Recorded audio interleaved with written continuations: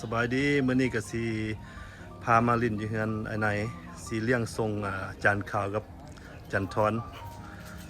เพิ่นก็ว่าสิครัวกินว่าซั่นมาเข้าไปเบิ่งเฮา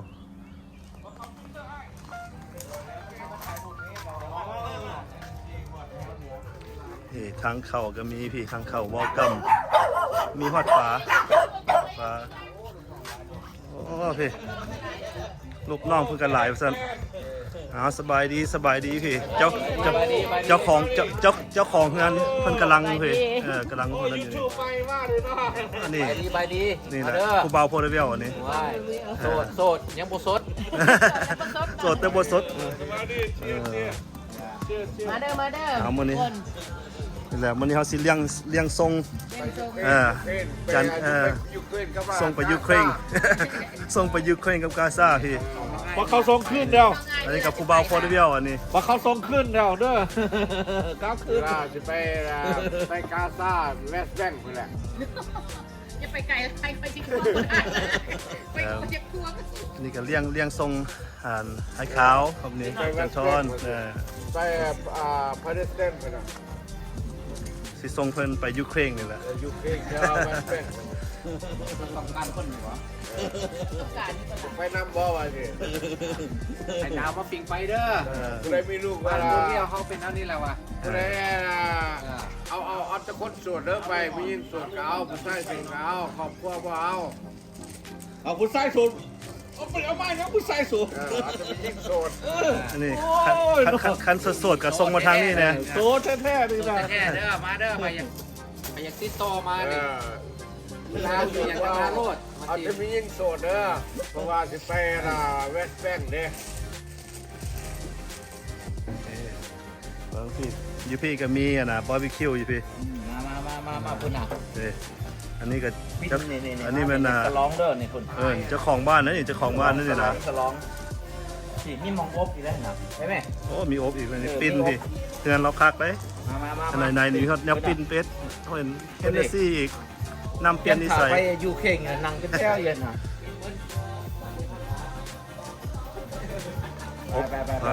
อบก็มีเห็นบอกคุณมาพามาเบิ้งนะอันไหนพามาเบิ้งได้มีอย่างไหนเป็นอย่างนี้จันทอนกินบ่พ่ออยากอีกโอ้มึงนั่นบ่พ่อเนาะบ่พ่อคนว่านี่น่ะเป็นตะแซ่บเด้อมาเด้อไม่ได้นี่น่ะ2โตได้นี่น่ะมีแต่โพลาเวลเด้อแบบนี้นะ2โตคัก2โตปิ้งพุ่นมีเหล่ามีใหญ่แล้วโอ้กินสลองหมู่เพิ่นจะไปทหารโอ้เพิ่นไปทหารเนาะไปยูเครนโอเคเอาไปแช่เย็นก่อนโอเคเอาเดี๋ยวมาเบิ่งบาร์บีคิวเตาเพิ่นคักและเตาเพิ่นนี่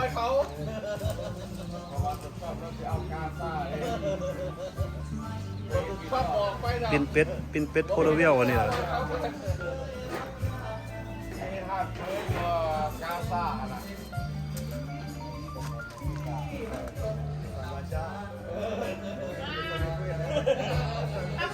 มีใครพบวิฟเฟอร์อันนั้นเฟอร์อันนั้นสิงคโปร์ใช่ปะใครอยากกินกระปุกใช่ปะสิงคโปร์แล้วบางคนอะไรทุกคนจะน้อยมูคูกับมาอะไรก็สั่งสรรค์กันแล้วก็มีดนตรีมีอย่างจะหน่อยจะมัด2 บาทพ่อเลยมีนะไปเลาะบงเฮือนก่อนวันนี้มีต้นไม้อย่างไรวันนี้นะ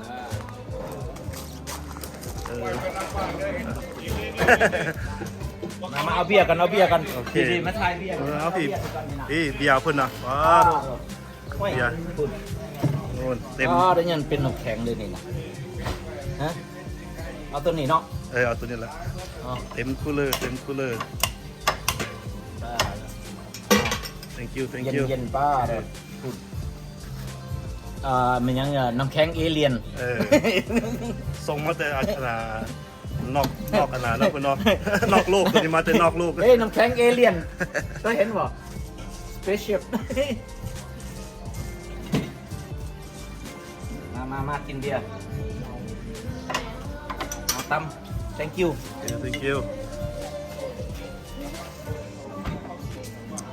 ข้างในนี่เก่าเลยดอกข้างในนี่เนาะทุกมื้อบ่แม่นเลยดอกทุกมื้อโมสินี้แห้งกินอยู่เมื่อวานเมื่อก่อนก็กินเนาะแม่นละอบเป็ดคักพ จะกินกับกินภายลองเป็นจังไรแล้วมีทางกินมื้ออื่นยังสิไปอบปลามันหยังพันปลาอยู่บ้านเพิ่นนี่เด้ โอ้ทันป่าต่อคนนี้โอเค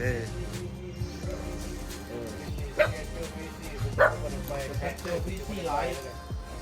สิกินเพิ่นว่าอย่างนี้ หลอกบงต้นไม้เพิ่นก็วันนี้ บ่อยากหนี้เพราะว่าอยากกิน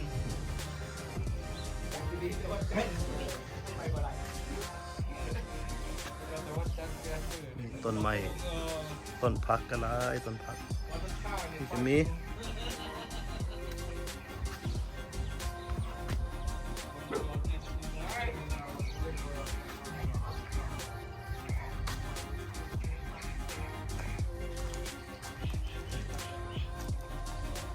งานเพิ่นปลูกหลายอย่างได้งานเพิ่นนี่เลาะเบิ่งกัน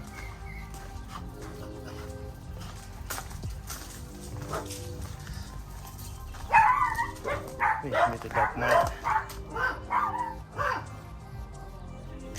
มีแต่แนวคักๆต้นมังกรก็มีพี่ต้นมังกรเป็นต้นบอกใหญ่ๆ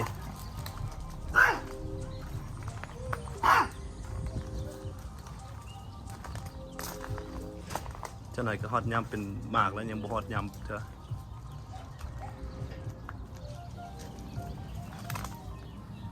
ต้นเงินต้นค้ำอันนี้นะไผมีละล่ำละรวยเลยต้นนี้เพชรก็มีหมากเพชรเจ้าหน่อยก็เริ่มเกิดแล้วหมากเพชรนี่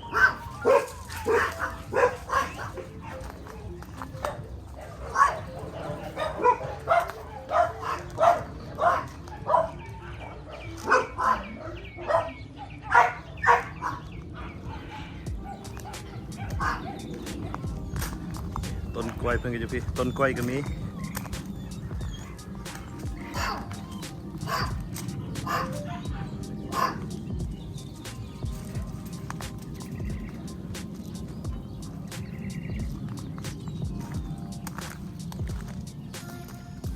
กล้วยอันนี้เจ้าหน่อยก็เริ่มเกิดแล้วนี่นะโอ้นี่มันต้นหมากอะนะหมากกระทันจูบีตัวนี้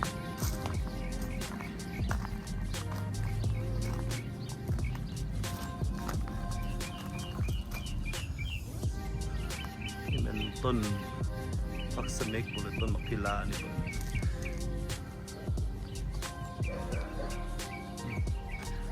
ชีหูดเกี้ยงเต็ม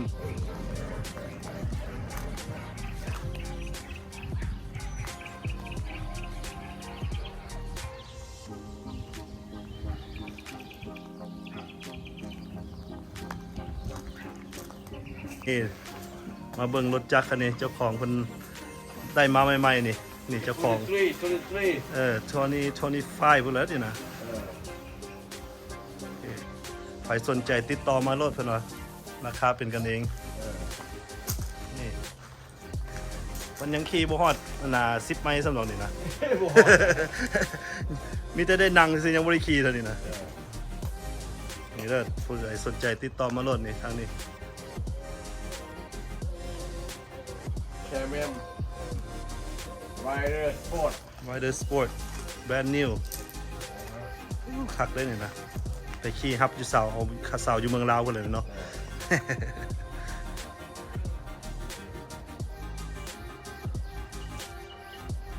นี่ก็ของแก้มก่อนแล้วนี่แก้มนี่ข้างใน ข้างในมันไตมัน ไปร้านอยู่รอบจอบ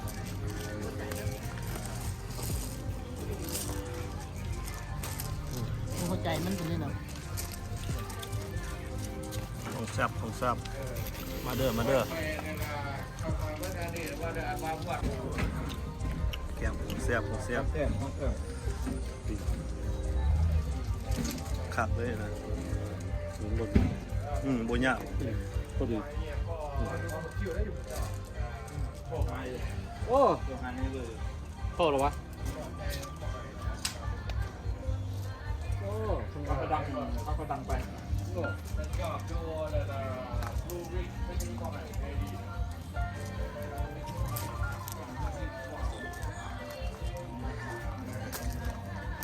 แล้วปิ้งเป็ดกันที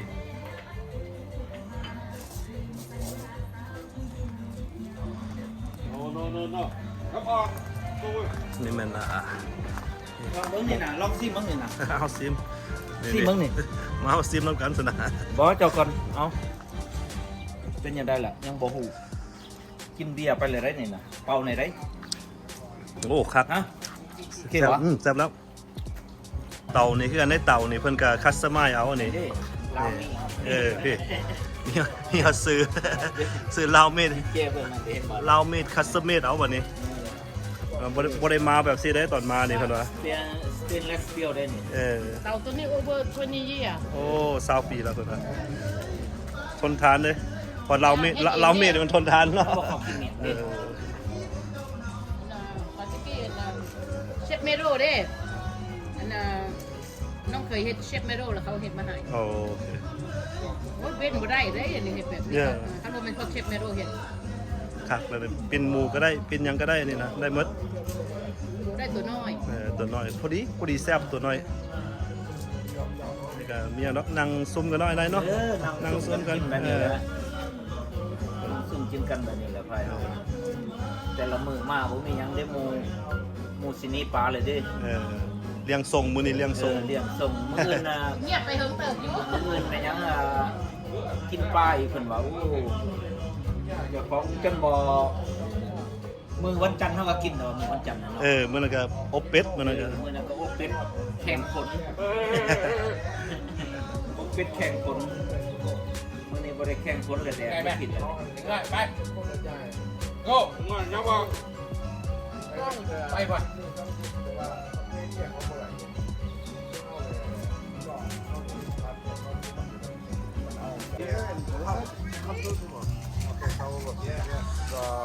Friday morning, probably start at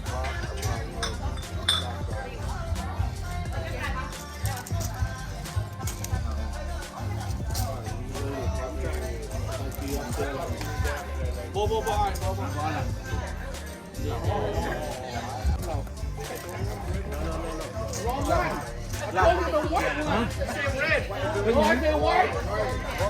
Who bought white, white? เสียงตายเหรอวะ He's gonna be red, this guy. บอกไว้ไว้อยู่ พิงค์ไทย บอกไปพุ่นเอาไอ้สาวโอ้ย มาดิ พี่กับโบกินเรากับโบกินมันนี่ ยังเลยร้อยนี่อะไรเห็นหน้า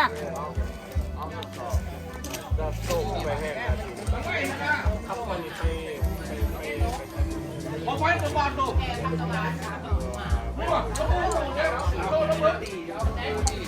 โอ้มันจะฟังฟัง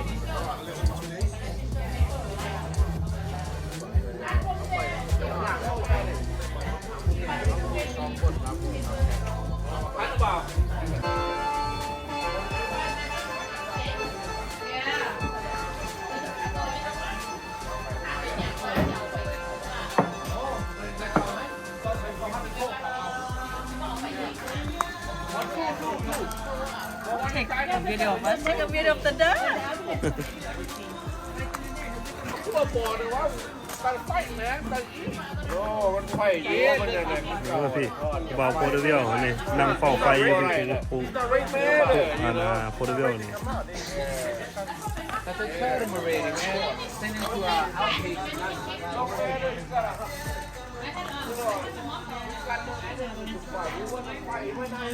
เทคโนโลยีมันแข็ง เข้าอ่ะเอ้ย ท้าเพื่อให้ ก่อนสอบปลามันมีเทิงมันบอกเขาเกี่ยวบ่น้อยนึงให้มัชเมลโล่โดนมันไม่รู้เทิงมอง5 6กว่าปลาเป็นร้อย พี่เพิ่นกำลังซับเป็ดอยู่พี่เจ้าของบ้านซับเป็ดนะ ข้าวโบเมนอาซีดแล้วนี่นะ ร้อยแห้งแล้วด้า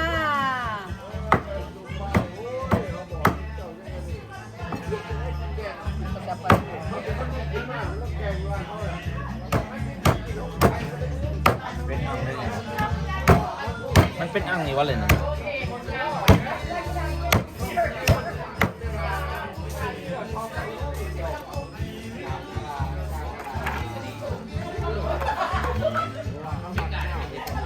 Fresh duck boy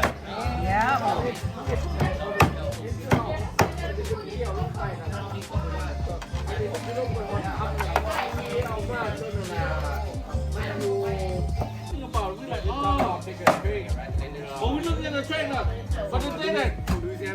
No. When we stay at the film you. ไม่เอาว่าเดี๋ยว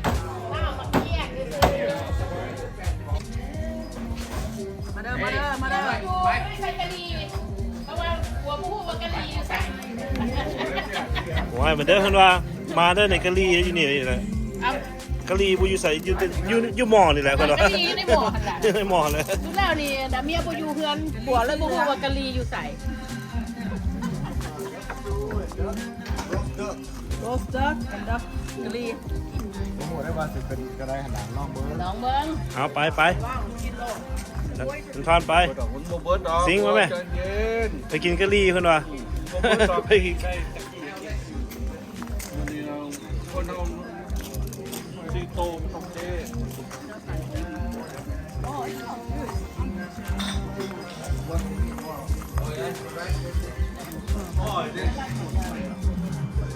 Oh yeah, speaking of the concert hall, I'm gonna go back to all the people shit there. No wonder they want you back. That's where we have to go to see.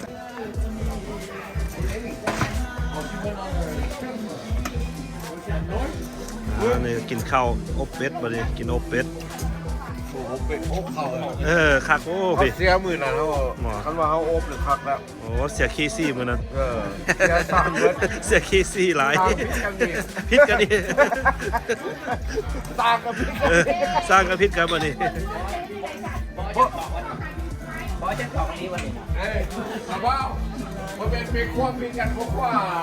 พิดกันเนี่ยเดียวกัน เพชรพูดเลยมึงเลย โอ้เพิ่นกินเป็นตาแซ่บเนาะเพิ่นนี่เนาะโอ้ย มาเด้ออยากเด้อ มากินกันเนาะครับ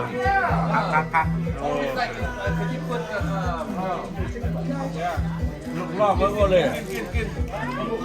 Better than the Chinese one where it's roasted. Or they have it roasted, the red one. ตัวนี้มันอ่อน This one is lao way. ตัวนี้มันอ่อนกินได้เบิร์ดคือในเป็นปิ้งนะกินบ่ได้ กะลีมันอ่อนดีเนาะ กะลีอ่อน กะลีอ่อนดีบ่แซ่บจ้ะ คอยกินเด้อ อันนั้น คอยกินคอยกิน อันไหนเรา What they say when you isn't that superstition? เลี้ยงทรงเลี้ยงทรงนี่แหละเลี้ยงทรงอายข่อยเพิ่นสิกลับเมื่อละปีหน้าพอกันใหม่ปีหน้าปีหน้าพุ่นแหละ พี่น้อยกับพี่นาจะเห็นกัน Old folk. ปีหน้าสิเอางัวเอาหมูพุ่นเลยเนาะปีหน้าเนาะ พีก next year โอเค Old folk, right? When they say eat the duck blood. ประกาศเด้อลูกข่อยบ่ให้ไผกินเด้อลูกข่อยน่ะ บ่ทิมกระดูก บ่ ลง ให้กินเด้อ โอ้ยฟุตบอล บ่ให้ลูกให้พ่อมันกินได้กระดูกมันน่ะลูกบ่ให้มันกินเด้อแซ่บกว่าเก่าเนาะแซ่บกว่านี่กะลีเด้อ โอ้ยพวกคนว่าแซ่บกว่าเก่าใส่กะหรี่มื้อนี้ใส่กะหรี่แซ่บกว่าเก่าซะ เอ้า I see a light fucking hot right there. I don't know, touch.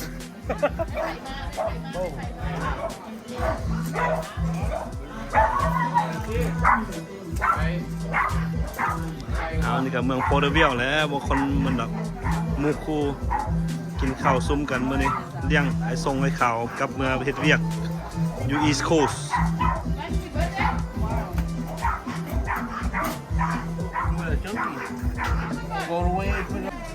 มีอายม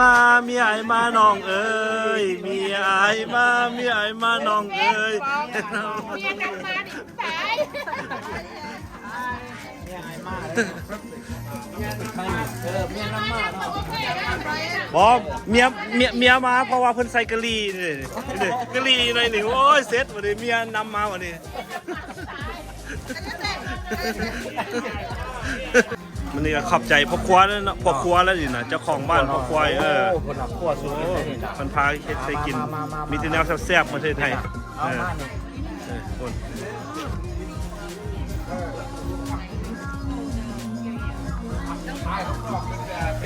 ผู้นี้นี่นักลกเป็ดผู้นี้เนาะ